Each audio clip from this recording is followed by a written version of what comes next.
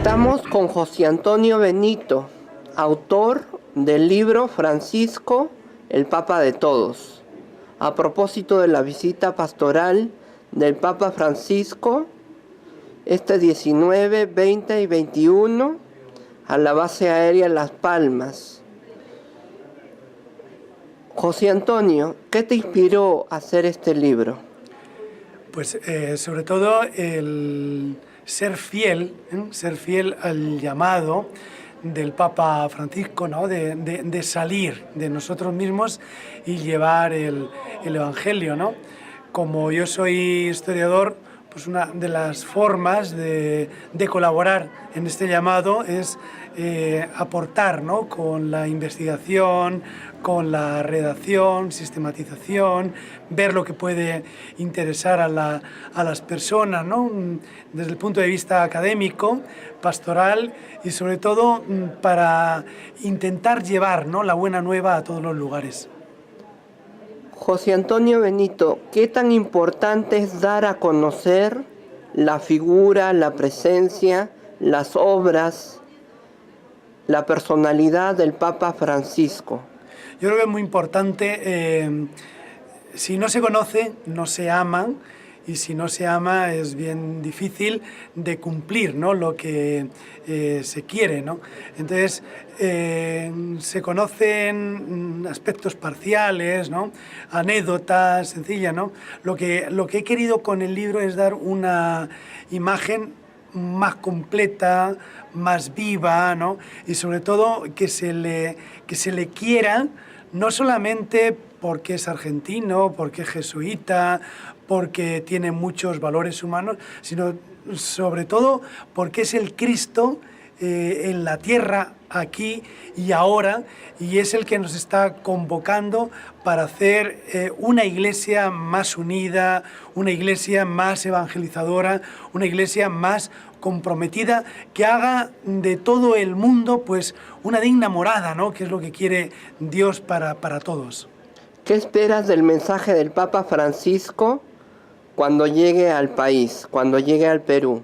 Que lo asumamos de verdad. Es un mensaje que ahora es lo más necesario, ¿no? Necesitamos unirnos, necesitamos dar un primer paso y saber perdonar, necesitamos enriquecernos con las diferencias, necesitamos mirar hacia el futuro con confianza, con esperanza, con ilusión, capaces de, como cantamos en el himno El Señor de los Milagros, a paso firme, ¿no? de buen cristiano, hacer grande el Perú.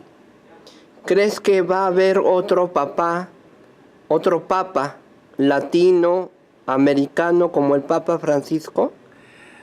Lo que Dios quiera, ¿no? Yo creo que el Espíritu Santo nos ha regalado para este momento un Papa que nos está diciendo que la Iglesia de América está madura, no solamente para este Papa, sino para toda la Iglesia, ¿no?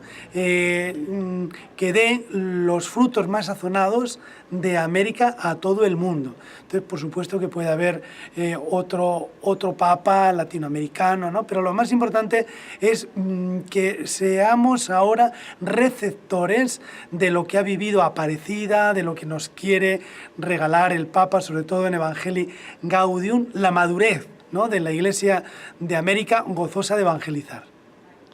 ¿Tú crees que es el momento de hacer cambios en la Iglesia? Ya se están haciendo. El Papa desde el primer momento ya está haciendo los cambios personales, como decía el padre Carlos Rosell, llamado a la conversión, de ser otros Cristos, pero sobre todo ese cambio, ¿no? de vivir en familia, de vivir la sinodalidad, de trabajar en equipo, de ir, ¿no? a las periferias. Yo creo que el Papa, como decía ya San Francisco, qué bien predica, fray ejemplo, ¿no? ¿Qué es lo que lo diferencia el Papa Francisco del Papa Juan Pablo II y del Papa Benedicto XVI?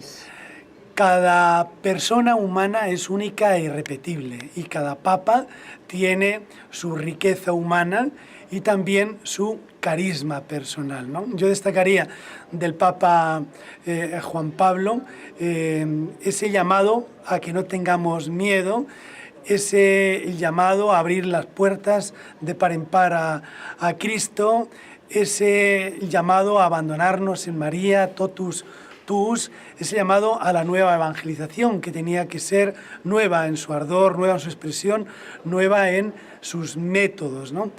El Papa Benedicto XVI nos habla sobre todo de la dictadura del relativismo y para vencerla, sobre todo nos invita a adorar, ¿no? A vivir esa pertenencia a Cristo, ¿no? Él dice que el cristianismo es sobre todo una presencia, ¿no? Entonces, de la adoración al amor, ¿no? Como nos recordaba en su primera encíclica, Deus Caritas es, y luego ya en Caritas in Veritate, ¿no? Y el Papa Francisco, si el Papa Juan Pablo es el Papa de la esperanza, el no tener miedo, si el Papa Benedicto es el Papa de la fe, ¿no? De la sinfonía de la fe, de la adoración, el Papa Francisco ya es el Papa de la misericordia, es el Papa del amor, que con gestos bien concretos nos invita a todos a ponernos en marcha. ¿Qué esperas de la Iglesia en los próximos años? Pues que haga lío, como nos quiere siempre, ¿no? El Papa Francisco, que se deje de mirar al ombligo, la autorreferencialidad, y que haga presente a Cristo misericordioso, el Cristo real, sobre todo en los lugares que más lo necesitan, lo que denomina el Papa las periferias existenciales, y que vaya pues a los millones que todavía no han oído ni saben nada de Cristo, ¿no? Que salgamos, ¿no? Que sea realmente la respuesta a lo que quiere el Papa, una iglesia en salida que lleve a Cristo a los demás. ¿Por qué la Iglesia Católica tiene esperanza en América? ¿Por qué América es el continente de la esperanza? Porque es una iglesia joven, es una iglesia con entusiasmo, es una iglesia gozosa de llevar la buena nueva de Cristo en un ambiente difícil, marcado por la cruz, pero que sabe mirar al resucitado.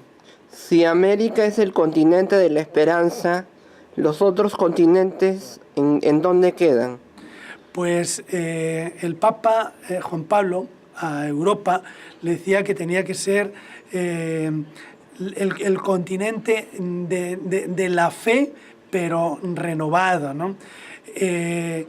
Diríamos que África es un continente que está despertando, ¿no? Todavía, ¿no? Y América es ya no solamente de la esperanza, sino ya del fruto del amor. O sea, no es solamente todavía que está esperando, que está confiando, no, ya está dando frutos de amor también. ¿Y Asia? Asia, pues es el continente donde nació Cristo, donde nació el cristianismo, ¿no? Y podríamos decir que es el continente que aunque fue donde arrancó, es donde brotó el cristianismo, pero es el continente que todavía está esperando, ¿no? Sobre todo China, ¿no? Está todavía a la espera de recibir el amor. ¿Crees que cada papa tiene su momento? Por supuesto, yo creo que el Espíritu Santo regala el Papa que la humanidad y que la Iglesia necesita. ¿Cómo podría innovar la Iglesia Católica en los próximos años?